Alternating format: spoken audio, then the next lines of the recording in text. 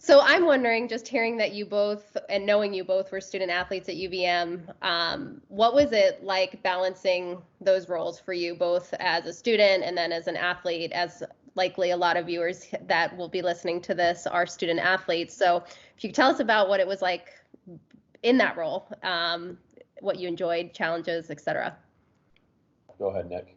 All right.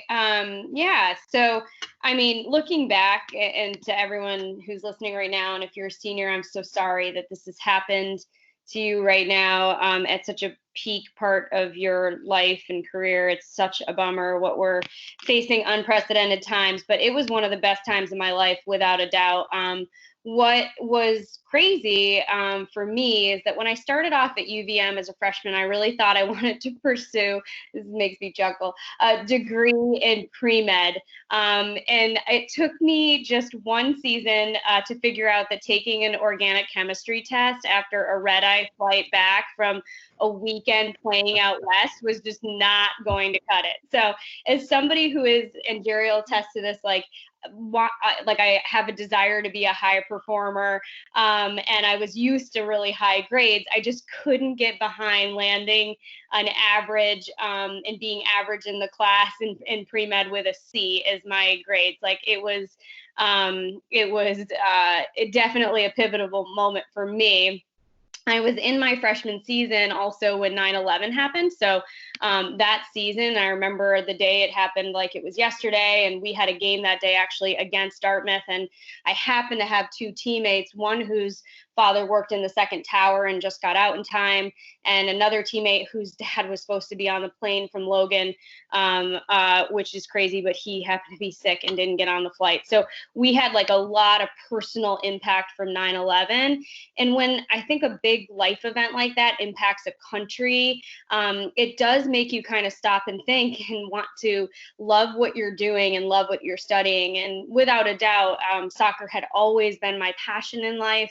But it made me really think about, okay, if I can't be the best I want to be in this kind of area that I'm studying, what is my pivot? And so I quickly did pivot to where my strengths and my interest lied, which was both in English and political science as a double major. I thought at one point in time, maybe I'll go to law school and maybe that's something I want to pursue. But it just felt like I could actually balance my full-time job as a student athlete, my social scene, which was very important to me at the time, as I'm sure it is for a lot of student athletes these days, and my studies. So pre-med just couldn't do that. I would have had to abandon two of my three priorities, the social side, and really the kind of dedication I could give as an athlete.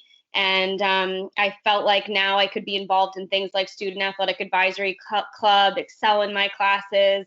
And it just, I also, some people can feel as if they're pivoting majors in the middle of their time at school, that's a huge challenge. And for me, I didn't really feel like it was a failure. It was more, how can I optimize and how can I best win and where are my strengths and how do I play to those strengths so that I can kind of balance out and get all the things I want in life, social, success in academics, and success on the field. So that's, I guess I would say don't worry so much about your major. That's kind of my moral of that.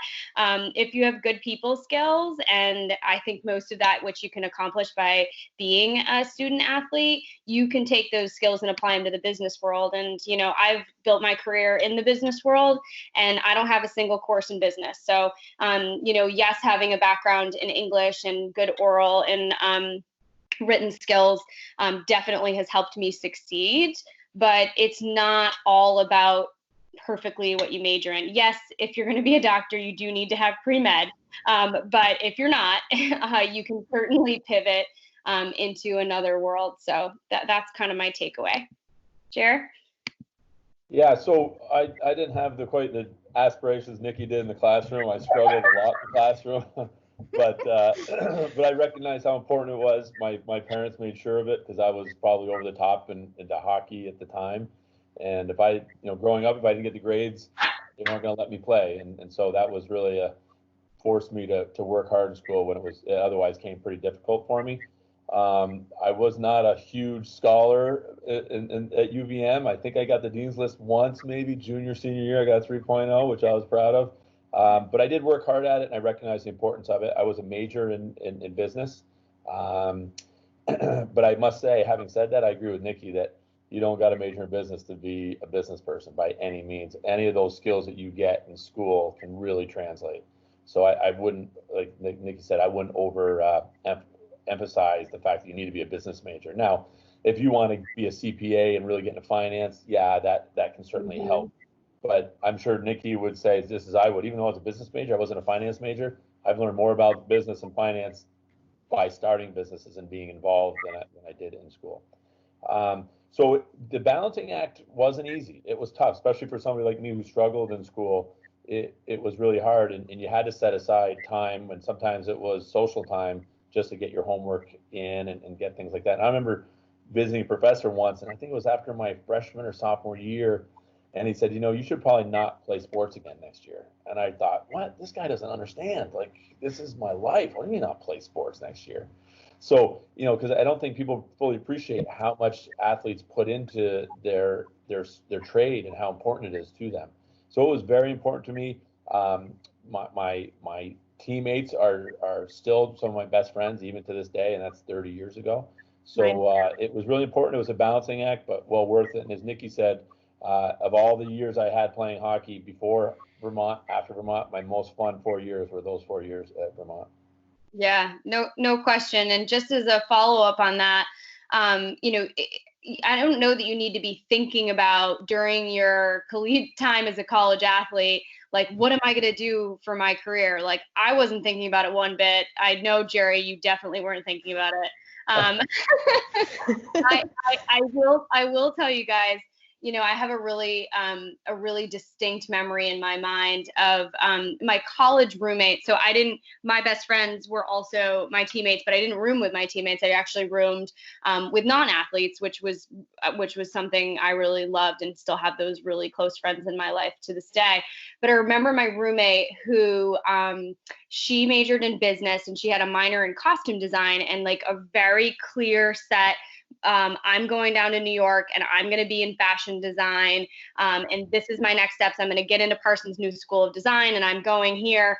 And I remember watching her work on her portfolio. She ended up working for Ralph Lauren on like their biggest, most amazing lines that they developed. And I remember looking at her with complete and utter, and I hadn't had this before in my life, but a bit of envy that she had a passion of hers in her life that she could pursue outside of college and outside of everything she'd known. And my passion had always been the game of soccer, and it was everything for me. It defined everything in my life. It spent and consumed all of my time, as you guys know, as student athletes, and I just couldn't reconcile with what that would be. I mean, I literally was like, what the F am I going to do? I am 5'2", and I am not about to play. Like, Jerry, you were lucky enough, at least on the men's side, there is a slight path for professional. You can bridge your time a little bit and keep your skates on, but no option for me as a female athlete that definitely couldn't hack it. But I certainly quickly realized that love I have for the game and the competition, the winning, the pursuit of excellence, like everything that I embodied on the field, I actually could apply into the business world. And that's a lot of how I built my career. So just wanted to say that as a follow-up. You don't have to know what you're going to do or where you need to go at all, because I certainly didn't. Thank you. So I'm just, go ahead, Ellie. Just if you have an experience or a memory of that transition going from athlete to quote unquote working world, the successes you had, the challenges you've had, any stories you guys might have had with each other. So Jerry, whoever wants to go first. Yeah, Jerry, go ahead. So for me, it was a tough transition. It was a really hard transition. As Nikki said, I had the benefit of being able to play a little bit after school, so I knew what I was doing after school. I already had a kind of a contract waiting for me to sign when I got finished, and and that was nice. And it was just follow that progression. The passion I had for the game of hockey was, yeah, after school, I'm just going to train all summer and skate and be ready for camp in the fall. So that was a great, really privilege to have that defined for me. I must concur with Nikki. You don't need to know you don't need to know what you're going to do after you graduate from college, as far as I'm concerned. Get out there, get experience, and try and see what you like and what you don't like. So then I guess my last year pro, I went overseas with my wife. I just got married and felt like it was the right thing to do because I knew that it was toward the end of my career. I wasn't going to make the millions I had hoped playing hockey. So I realized I needed to probably jump into the job force. And it was really, really hard. For me, you went from kind of your whole life of training, working out and thinking about that to sedentary. I was working at a desk and making calls and stuff. So it was very, very hard for me. But like Nikki said, and I hate to agree with Nikki as much as we're going to end up agreeing today, but we'll have time. You delve that passion into whatever work you're going to go, and you want to be as good as you can be at it, and you never want to be the weak link on the team. You always want to overachieve, and so that's kind of the way I approached it, and had some ideas, some business ideas, and that work ethic and effort that went into my hockey career kind of got diverted into a business career. Yeah, I can follow up, Ellie, with some thoughts on mine on like the transition piece. So I feel like I realized after grad school, for me, first of all, I was like, okay, I don't want to be in academia in any fashion of my life. Like that, I need to do something that feels like I'm getting like immediate results. And that's coming from a forward who likes to score goals. So I not as good at defense, admittedly. So I realized after school, like I had to apply my athletic hustle in some way, but just like Jerry said, it was really focused around, I need to search for something that would give me a basic core understanding of an industry. And so my dad has always been my mentor kind of in life. And he had been a senior executive in sales or ran his own company and businesses for most of my life. And, you know, he really encouraged me that he thought that sales could be something that I would excel at. And so I just wanted to get the core basics of what are the core elements of this craft that I can understand. And if I didn't like the industry, then I'd at least get the training that I needed to successfully move into an adjacent selling role. So, you know, I'll tell you guys out of the gate, I had a big failure, and I laugh thinking back at it. My very first interview out of college, I happened to go into it on a pair of crutches because I tore my knee for a second time in my fifth year senior season at UVM. I tore it right at the end of the season, and I played through with it torn because I was like, I am not coming off this field, and so I'm putting it all out here. And I remember being like a kind of a life mess after my second surgery, and this one was a doozy where it was different than, I didn't tear my ACL, but I had a huge hole in my lateral meniscus, and they drilled the bone, and so I couldn't even put my foot down on the ground for 6 full weeks. So it was a mess, and I'm going in like, oh my God, I have to have my plan for what I'm doing next in my life. And I did a terrible job at the first interview, and me being somebody who's uber prepared and really feels like I'm buttoned up, but everything happens for a reason, and I was not meant to have that job. And the next one I went into, thankfully I was off my crutches by that point, and I closed the interview with just looking at this is the person who eventually was my mentor in a career that I was in for, and a company I was in for 7 years. And I said, I'm just looking for somebody to take a chance on me. Like, I am here to learn, and I want to learn. And I promise you, I'm going to have a harder work ethic than anybody in this organization. And I just need somebody to take a chance. I don't have all of the experience. I'm willing to learn. I'm looking to learn. And that's what got me the job. And, you know, I'll tell you more about the kind of history of the career progression later, but, you know, it's okay to fail, especially if you're used to winning a lot as a student athlete. And it's okay to be vulnerable and walk in on a pair of crutches and be like, this has been my whole life, and now I'm trying to do this thing that I don't even know what I'm talking about.